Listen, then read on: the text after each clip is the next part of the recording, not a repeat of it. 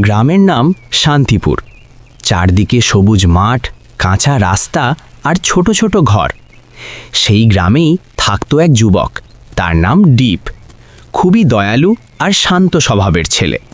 ডিপের একমাত্র বন্ধু ছিল একটা ছোট্ট কুকুর, নাম কালু। ডিপ যেখানে যেত কালু সবসময় তার সাথে থাকত। গ্রামের সবাই বলতো, এরা শুধু মানুষ আর কুকুর না, এরা যেন একে অপরের প্রাণ। একদিন রাতের বেলা হঠাৎ করে গ্রামের একপাশে আগুন লেগে যায়। বাতাসে আগুন দ্রুত ছড়িয়ে পড়তে থাকে। মানুষ সবাই আতঙ্কে দৌড়াতে শুরু করে। ডিপ তখন নিজের ঘরে ঘুমাচ্ছিল, সে কিছুই বুঝতে পারেনি।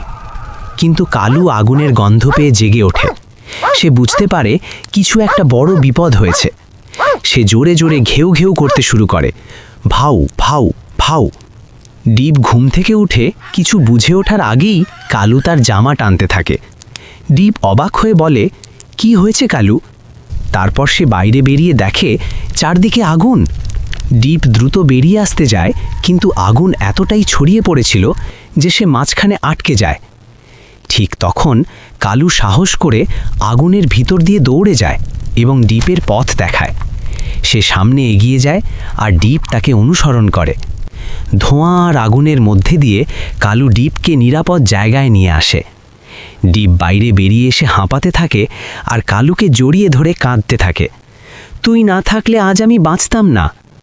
গ্রামের সবাই এই দৃশ্য দেখে অবাক হয়ে যায়। সেদিন থেকে কালু শুধু একটা কুকুর না, সেই গ্রামের হিরো হয়ে যায়।